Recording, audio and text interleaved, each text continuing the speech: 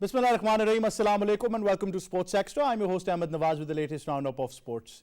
Pakistan Cricket Board is marred with uncertainty at the moment, and it comes at a very crucial juncture when we talk about the fact that we've got an ICC T20 World Cup this year in June that is happening in the United States and the West Indies combined. The ICC, of course, had released the schedule prior, and this is an international event that whenever we talk about any team's performance, it becomes very important when there is an ICC event in the calendar. So, of course, if you look at the last calendar, Pakistan had an ODI World Cup and there was uncertainty in PCB. Now they've got a T20 World Cup. There's still uncertainty in PCB because the race for chairman PCB is still on. And wherever the decision goes and whatever the results are and whatever the committee is, the fact is that it should be a long-term process. This type of experiment phase is something that has become a trickle-down effect all the way to the team's performance. And what we are failed to understanding is that these changes every now and then, this uncertainty damages the credibility of not only the cricket board and the management, but also the fact that it transcends into the performance of the team because, you know, as Mohammad Rizwan very bravely, and I must say very bravely in that press conference said that when you disturb an opening combination, then things will go haywire and, you know, it requires time. So I think that is the topic that should be explored further. So we'll talk about that in detail. And like I said, the fact is that you've got a T20 World Cup this year and everything should be focused there apart from other things. But we're very I think less focused, if we want to call it. We've got 18 matches in total, 5 of them we've played already, 13 more T20s Pakistan is playing right before the World Cup. How will the preparations be unfolded? Only time will tell. So we'll talk about that in detail because also the NOC issues with leagues and everything that is going on is another headache for cricket enthusiasts as well. We'll talk about that in detail, and then of course we move on to something that is of course I think history. Sir Hanif Mohammad, we remember the great Sir Hanif Mohammad today. This day back in 1958, he scored I think a heroic innings of 337 runs against the West Indies at Bridgetown, and it was of course an innings to be remembered. And Sir Hanif Mohammad, as we all remember, and you know, for those of us who have been involved in history, has been one of the most prolific players for the Pakistan cricket team that we can talk about. The very first superstar, you can easily say, and of course we remember this innings on this day as well. So of course we'll talk about how some of the greats perceive the game and how things have been changing every now and then. To discuss this further in studios, first of all, we've been joined by a commentator, international broadcaster and presenter, and our sports expert, K. Asif Ahmed. Assalamu alaikum. How are you, sir? Walaikum assalam, Ahmed. I'm very well, thank you. We've also been joined by sports expert, a regular feature of our program, Mr. Malik Usman. Assalamu alaikum, sir. How are you? Walaikum assalam. I'm doing well. And we've also been joined by a senior cricket commentator and cricket expert, Leena Moin Aziz. Assalamu alaikum, Leena. How are you? Walaikum salam, Ahmed, and my salam to everyone in the studio. Thank you very much. Great to have you on the show as well. Now, of course, like I said, that there's a lot of uncertainty going on. And Leena, even if I try to shy away from that uncertainty, what bothers me, you and I think many more like us who live and breathe cricket is the fact that why does this happen every time there is an ICC tournament on the cards? You know, in Pakistan, Ahmed, this has been happening from a long time. Uncertainty. I think ever since the Ehsan Mani and Wasim board was sacked or they had to go away. After that, the uncertainty has taken like a nosedive. It's on a downward slope, and it's not good for cricket. I mean, just in the last year and a half, we've had 3 chairmen. Now the third one is also gone, and now there are talks of you know, getting some politician in. Frankly, I don't believe politics should have anything to do with cricket. It is a practice should be shunned immediately. Some cricketer or administrator should run cricket. If you ask me who's was the best cricket chairman, I'd close my eyes and tell you that it was Noor Khan. And if you ask me worse, I mean, I'll have a list. But the thing is that these things have to be dealt, you know, in Pakistan, we don't deal with things systematically. We don't think about things. The mind is cluttered. That's why these things go haywire. We don't have any stability. That's why our hockey, our squash, has gone on a downward slope. I mean, and cricket is going in that direction because there's no certainty, there's no stability, and there's unnecessarily it's unnecessary disturbance and influencing by the politicians, different political parties. I mean, the Pakistan Cricket Board has a constitution. It should be used, and the political parties should have nothing to do with it. And that is how it can run smoothly. This is interesting when we look at this argument. And Asif, I think we've discussed this before as well, that whatever system comes in place needs to be given time, first of all. But then again, that system, once it is being placed, needs to be very consistent. And all the thought process you need to do is before bringing that system into play. You can't just bring a system and then expect that, we'll see how it behaves and then mold it accordingly. Well, Ahmed, I think if you require good results, then you require accountability. Give me an answer that what happened. Pakistan lost T20 World Cup in Australia. That was final. And we kept silent because we qualified for the final. Let's talk about the Asia Cup of ODI Asia Cup. Pakistan failed badly in the World Cup. What happened? And we thought that the only Babar Azam is the problem. I strongly agree with Ma'am Leena that the way she is talking about that you require sustainability. Then you should go with the big decisions for long term. We're thinking, we're taking some short-term steps, and then we're asking for the good results. I think it's not possible. Let me give you some examples. Let's talk about the South African Cricket Board. Let's talk about the New Zealand Cricket Board, the way they are working. Even there was some uncertainty in the Indian Cricket Board, but they have sorted out. And their team, they came up with some fabulous results in the World Cup, even in the World Test Champion. South African skipper Graeme Smith, if you do remember that, he has been there for a long time. And even their team was losing in the World Cup, in the World Test Championship, but they did not change their skipper. One thing. Secondly, I'll talk about the Stephen Fleming, the skipper of New Zealand, and then now Kane Williamson. So I think that if we're not learning the lesson from other countries, the way they are progressing in cricket, and rightly said by Ma'am Leena that look what's happening with the hockey, look what's happening there with the other sports, and I think that cricket is going down now, and if we all stakeholders, we're lover of cricket.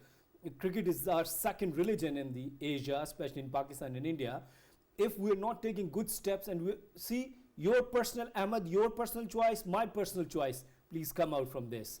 And I must say that the people, and especially the sports correspondent, cricket analyst, were writing on Twitter, on the social media about their personal liking and disliking. Please come out. This is not the time to support anyone. Just support this cause, and that is cricket.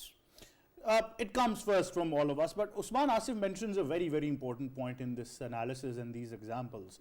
The fact is that, why is it that in our part of the world, in this region particularly, especially Pakistan, whenever you lose an ICC tournament, there is always a rhetoric of sacking the captain. Once we sacked the current captain, Babar Azam, we forgot that, once Pakistan reached the final of a T20 World Cup, won semi-final, of course lost the ODI World Cup, but he still remained the number one. He had some performances on his belt as well. But I think this is not just related to Babar. If we look at history and historical era, every time an ICC tournament has not provided results because of the fact that the system has failed, we have automatically said sack the captain. Simple as that. Yeah, but of late there have been more chopping and changing in the chairman rather than the captain, isn't it? One of the reasons is because we are not very consistent with our choices and with our decision making. We are confused at the top, and that is what dictates our team as well. So when there is a lot more confusion and a chairman's performance is considered on the basis of how the team is performing, I actually don't agree with that. Many of these boards, they are functioning whether the team is performing overwhelmingly or underwhelmingly, and that is what happens in the club football or international sports, other sports as well. But here it's a different story. If you don't perform well in an ICC tournament, it gives an opportunity for the other group to become active, and they can execute their plans, and it becomes very, very easy for them. I remember I was reading a Crick Buzz article, and it stated one of our current players who spoke to them and said that actually the board wants us to flop so that they can execute their future plans. And if the future plan was only to remove Babar Azam, that has not certainly materialized, because it's the same resources. You have not injected new blood, you have not injected new talent, you have not improvised on your strategies, your tactics. Nothing has come out of that. And every year now we are going to have an ICC tournament, and I think it gives an opportunity for the other group to execute their plans and get their team forward and let them take the helm of the affairs forward. Talking about the chairman's performance as far as the team is concerned, I don't think he has too much to say in that, apart from bringing a new captain or the team management for that. The first and foremost accountability has to be about the captain, because he leads the players on the ground. Then it has to be all about the management. No, but not many are talking about them. They usually don't do. It is mostly about the chairman, what chairman has done if we have not done well in an ICC tournament. See, that could only be an indirect influence. If you're talking about the direct influence, it has to be the team management, the captain and the players themselves. Well, certainly. I think that the whole process and the definition of this management criteria is something that is very, very important as well. But you know, Leena, a very particular instance that we need to see is also the environment of the team.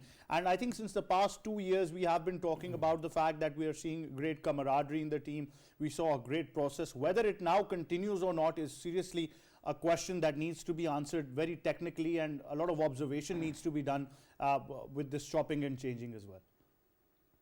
Yeah, I would have to agree that the team looked very gelled in the last 3-4 years. I won't agree about the captaincy, because I didn't see, and I'm not going to go back on my words now, I never saw a natural captain in Babar Azam. My point was that in England also, they made the same mistake, that they named Joe Root the captain because he was the best batsman. In Pakistan also, we've been making the same mistake. Best batsman, okay, name him the captain. We don't see whether Babar Azam in his case hadn't even captained a state side ever. And then you suddenly name him the captain. He becomes the Pakistani captain. He is our greatest batsman in the team right now, and there's so much pressure on him, his young shoulders. And now you don't even name him captain for one format. You name him captain for all 3 formats. And then imagine in Pakistan, you pick up a stone and there is a sports journalist. Okay, he or she might not know anything about cricket, but because there's so many television channels and they all need experts, someone would be sitting there and the anchor would be saying, "Assalamu alaikum, aur inse miliye, ye to Mahinaz cricket analyst hai."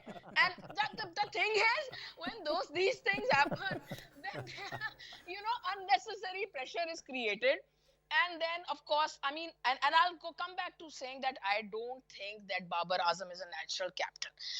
But he tried, and he had some success, and he had some huge failures. For instance, that home season where when Ramiz Raja was the chairman, when those metal roads were rolled out, and we lost to England 3-0, Australia 3-0. We hardly won a test match against New Zealand to save some blushes, So, these things have to be taken into account. Now that the captaincy's changed, I would want Babar Azam to play, with a relaxed frame of mind and concentrate on his batting. And let's also just quickly let me add, why am I against him opening? Because in modern day cricket, every player who opens in T20 has 10 shots, okay? They have the sweep, the slog sweep, the scoop, the inside out, God knows the no-look shot. And what does Babar play? Babar plays only 4 shots. He plays the cover drive, he plays the cut really nicely, he plays the pull shot, and he plays the on drive. That is all. And that is why Pakistan keeps on making just 45 runs in the power play. We are about 10-12 runs short in the power play, and that is what in the end has been becoming the reason, the difference between winning and losing. Those 10 runs, if we score 55-60 runs in the power play, Pakistan would be in the driving seat almost always. But the thing is that we don't think about that, because our mind is cluttered. Every stone you pick up, there is an expert, and he will say, average to 50 hai. Bhai, average 50 ka kya karna hai? The thing is that the main thing is strike rate. please forget about the average. It could be 85. But if your strike rate is 129 and everyone else in all other countries, all other openers have a strike rate of 145, 150, that 8 or 10 points or 15 runs is making all the difference. So that is why I would want Pakistan to continue with trying out new youngsters who can bat quickly, have all the shots, or Babar Azam should develop those 6 or 7 shots I've said. Okay, if there are 10 shots, he cannot play all 10, I understand. But at least he should be playing 7 or 8. If he plays 7 or 8, fine. Otherwise, keep trying. And don't try like this, that you tried Saim for 4 matches. Please tell me the logic behind this. You try Saim for 4 matches. And last match, you bring that poor kid Hasibullah. What must he be thinking? Oh, if I fail, this will happen. I will go into the abyss, the famous abyss that people go into. So, the thinking is so cluttered, whether it's Hafiz or Shaheen, the thinking was really cluttered. The thing is, you try a youngster, you tell him you're on for the whole series, win, lose, performance, no performance, you have these 5 matches. And then if he doesn't perform, next series, try the other youngsters. And if you take an 18-man squad, when are you going to try the 18 people? So, our thinking is just, if someone said yesterday, and he's a really nice budding young journalist, he said that the ICC should look at the Pakistani board and take action, and I fully agree with that. Oh, I think that has been a rhetoric, because if this uncertainty continues, then this might be the case. But just for the sake of argument, because I've got 2 of my wingmen with me as well in studios, Lina, and you know that I always, because your family, I always have the right to create mischief alongside you as well. I will always have that right. What about Fakhar Zaman's strike rate? That also becomes a serious question mark for a youngster as well. Are you asking me?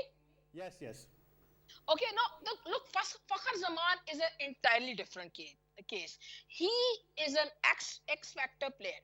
He will win you a match where no one else will be able to win you that match. When on his day, he will have a strike rate of 180 and he will win you that match. Tell me how many matches has Babar Azam won for you? On his day, Fakhar Zaman is a match winner. So we will have to go with him. And then you keep on playing with this position. Sometimes you send him 1 down. Sometimes you say, Aaj aap open kar lo Fakhar. Sometimes you send him 2 down. So the guy is being toyed with and he's a team man. But on his day, if I was in the team management, I would never drop Fakhar. Never. Absolutely right. Asif, Asif, I must say, I'm going to use this terminology more often now, Mayanaz ke Asif. Look, Asif, the fact is that, let's be focused towards the World Cup. Sides all around the world, and you just have the opportunity to tour internationally as well. You've seen cricket in many parts of the world now, especially in our region. We can talk about that, or once you've moved into the UAE. In your words, like you said, that in the next couple of years, they will be becoming a very competitive team because of the process. So sides have a very far thinking of what's going to happen in the next couple of years. Even for this T20 World Cup, I think the way Uganda came up, the way their journey came, we saw some of the associate nations in the previous World Cup, you can name Netherlands, Scotland, the way they have been building this journey. So they are very far-sighted. But for us, why? I think we would probably be the last nation that announces a squad for any ICC tournament. Well, I think that before coming towards your question, I would like to talk about what Ma'am Lina said, and she has opened a Pandora box about quacks who are sitting on the different TV channels. And yes, there is inverted commas, cricket analysts or the sports analysts, to be very, really respect them. But rightly mentioned by Ma'am Lina, they hardly know about the cricket and the technicalities.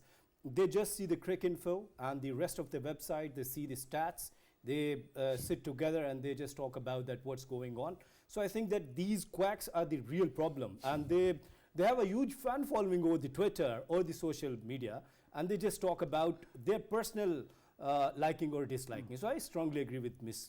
Lina.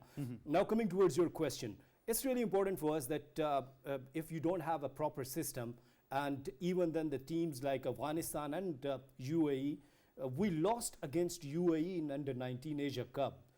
Where is the accountability? What coaches are doing? What the team management is doing? This is the main problem, Ahmed. And now the same team and the same management is going for the World Cup, for the men's junior World Cup. So I think that if you have the same criteria and same strategy, you cannot see betterment. And that's why I hardly know that when the last time Pakistan under 19 qualified for the final, and they have won the final, but on the other side, if you see India, how they are progressing, if you see, I personally observed in Kabul Premier League, they have brought youngsters through a proper system. They brought some youngsters in UAE. Their under 19 team, they have qualified for the finals. They just beat Pakistan in the Asia Cup as well. Yes. So I think their system is working properly, and that's the problem. And they don't have those TV channels where quacks are sitting and telling that what's going in the cricket. Well, I like this word. I think we can also say quack shot. So next time we're using this terminology. But Usman, these are two very important things that we need to talk about. Like Asif said, that we have a lot of respect for all people who are making any analysis or any assessment. Of course, we respect them. That's the basic norm or basic jargon or basic culture that we have. But unfortunately, this has become a dilemma in Pakistan and even in other countries like India and other Southeast Asian nations. That the fact is that everybody who just can gather up a couple of stats and can talk about cricket occupying a good social media following tends to shape opinions, when the only people who should be talking about this discussion are categorically those who understand the system pretty well. Yeah, one example is just Ma'am Leena was talking about Fakhar's strike rate and the strike rates of the other players. Even if it is similar, the X factor that Fakhar carries, hardly any other player has that in the team. So this is one way of looking at as a cricket expert when you're talking about something, because stats are similar, but the style of play is pretty different. I agree to that. Now talking about the planning we're discussing, I just spoke about it in this program itself, that when your chairman is calculated on the basis of how many tournaments or how many wins you have taken, and that too, that is taken by the team and the captain and the team management. That has nothing to do with the chairman. And your chairman relies on a political party or a political situation. So you don't have that consistency going at the top in the board. Then what long-term planning are we talking about? We aren't talking about anything. We need to have a system through which a chairman is not parachutely landed on the cricket board and he's straight away going into the room and executing his decisions, and he wants things his way, even though he doesn't know if he would be in this room after 6 months or so. So how can he give a plan for 3 years? So even if a new chairman comes, he will start from zero itself.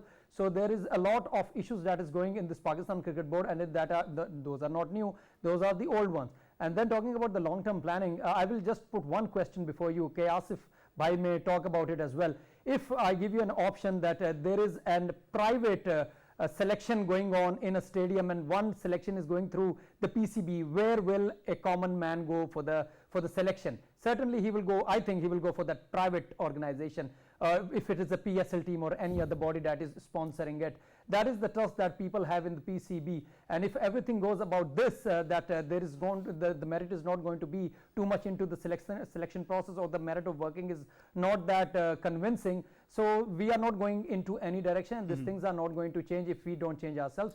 So the board first of all has to get its direction right, and only after that the team, the players, the management and the captain is going to perform well. Absolutely. Since this is a very heavy statement made by Malik Usman, I would need some time to gather myself and all of us as well, but we'll go towards a short break. Stay tuned, we'll be right back.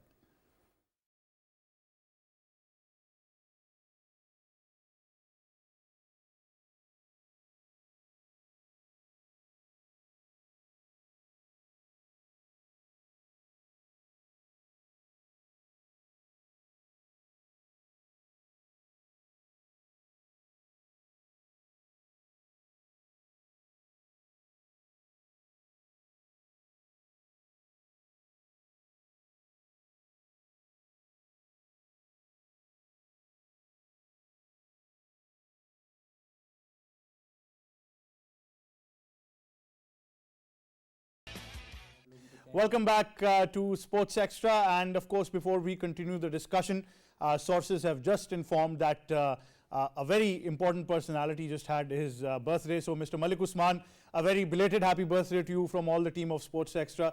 We wish you many years of success and some brave cricket analysis that keeps on happening.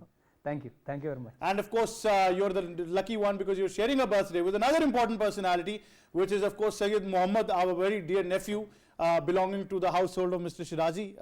My son, a very happy birthday to you. May Allah give you lots of years of success and health and happiness, and may you keep annoying your father as much as you can on behalf of us as well. Yes. So congratulations, son, Thank and all the best to you. So I just wanted to take this moment as well. But all of this discussion will continue. We are also in the phase of observing an Under-19 World Cup as well. Pakistan's performances there have traditionally been very well. But then that transformation into an international cricketer, or obviously they are international, but bringing them to the senior team, we've seen two different journeys. One is a fast-track process. One is a process where players have often disappeared. So, both of these things have happened in Pakistan cricket. Yes, Asif. Ahmed, I would like to add that about UAE cricket, right before the Asia Cup, why they have played good cricket and why they have qualified for the finals and why they've beaten Pakistan. Right before the Asia Cup, they have organized a 50-over National One Day Cup in UAE, and their entire UAE Under-19 team was playing that 50-over One Day Cup. So that was their preparation, and then they went very well. They played good cricket.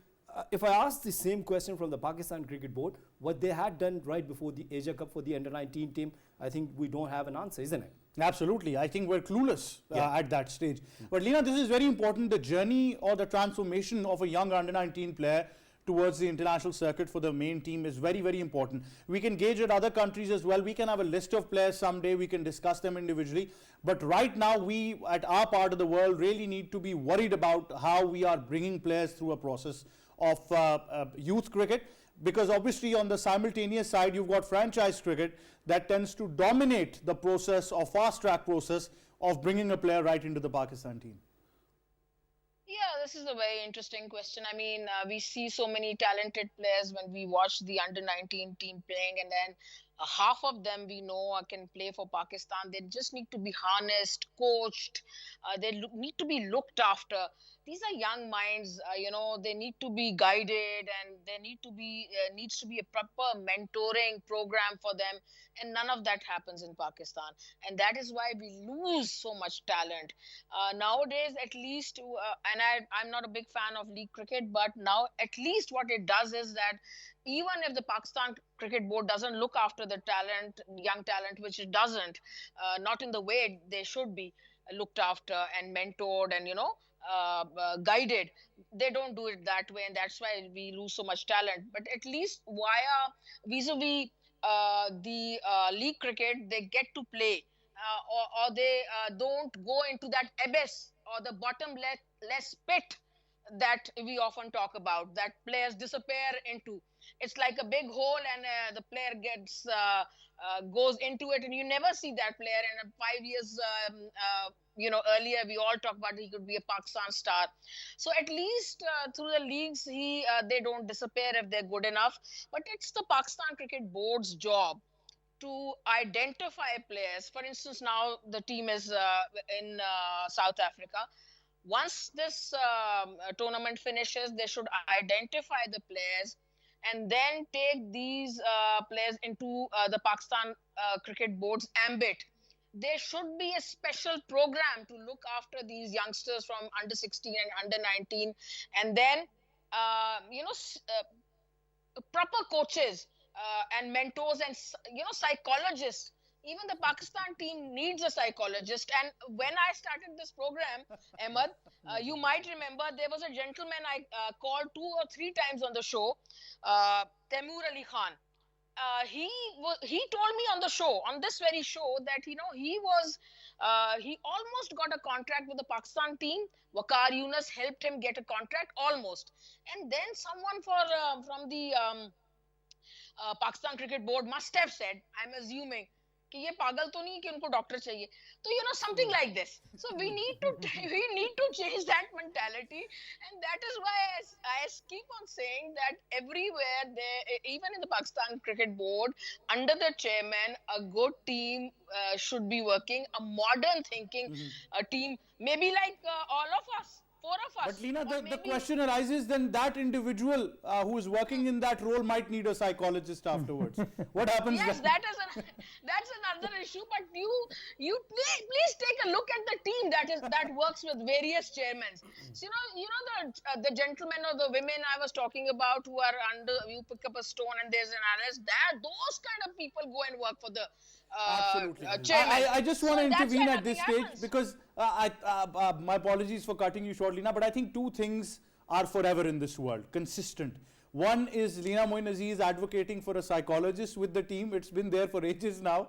And second is Mr. Malang Ali with the team. Malang Ali is going to stay there as long as we see Pakistan cricket happening. But Asif, you'd like to add to that argument. Let me remind you that what Andy Flower, the coach of Pakistan cricket, the former coach, what he has said about Ahmed Shahzad, that he doesn't require a batting coach, he requires a psychiatrist. So I think that's a very genuine point.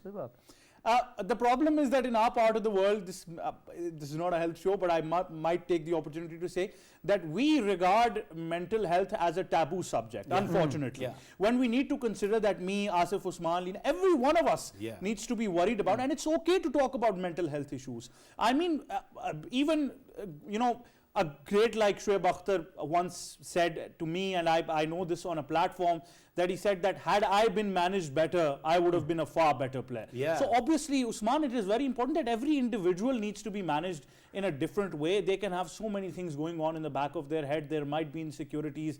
There might be, depression, anxiety. Anything can be happening, and this should not be a taboo subject with the team at least. Absolutely true. In our part of the world, it is considered as a taboo, but I think the things are changing. Cricketers are far from it still, and that has to change pretty quickly as well. I remember during the time when Wasim Akram's first wife, Huma, she was a psychiatrist, psychologist, and she helped some of our players as well at that time, and they are on record saying that they benefited from it. So it's not that some of our players have not taken the benefit from these kind of services, and I think it won't harm our players as well. Going into the bigger tournaments and when there's a lot of pressure and games like India versus Pakistan and all, and the World Cup finals, semi-finals, which our team has got accustomed to playing in the recent past, I think that one final step, I think these kind of things can definitely help. It's not always about physical injuries, it's also about mental injuries, I would say. And this can have a much bigger impact than the physical injury because it plays on your mind, and once these things come into your minds and play on your mind, you are not able to execute your plans as you should have been doing. So I think this is something that our team needs to get out of it pretty quickly, and our country needs to come out of it very quickly. Depression, anxiety, these kind of things do happen in the world. Anxiety is 30% throughout the world. Every third person has anxiety, and there is nothing to be ashamed of, certainly. And as sportsmen, these things, these pressures and these kind of activities, these kind of situations, they come to face every now and then. So having a psychologist will only benefit the Pakistan side as it is benefiting other teams in other sports as Absolutely. Well, the T20 World Cup schedule is out there as well. It starts in June. Hopefully by that time we can get a team in process, we can get a management in process, and we always at the end of the day hope that a team obviously improves and there is improvement in the team and the hierarchy as well. That being said, just before we close the show, would also like to pay tribute once again to the great Sir Hanif Mohammed. On this day in 1958, we saw the longest ever innings by a batter in Test cricket history, a grueling 970 minutes for 337 runs against West Indies in the first Test match at Bridgetown. Obviously, this was an innings of character, an innings of grace, an innings that will forever be written in the books of history in golden words. And boy, on these occasions do I miss the late Colonel Noshad Saab, may Allah bless his soul. Amen. He used to talk about history in a way which was not only mesmerizing but always a learning curve as well. Leena, what would you like to add about Sir Hanif Mohammed and this categorical inning that went down in history and is there even today? That innings, he faced the fastest bowlers there was no helmets those days. And people say that when he finished that innings, and all over his body he had bruises. But he never gave up, and that is why he's the original Little Master. Years later, when I heard the term Little Master, and it was said about Tendulkar, I thought, oh no, I have heard this term much before, and that the original Little Master is Mr. Hanif Mohammed. Absolutely, the original Little Master, and will forever be there as well. That, of course, is something that will go down in history. But thank you very much, Reena Moin Aziz, K. Asif and Malik Usman for being on the show. That wraps it up from me and the entire team. It's goodbye for now.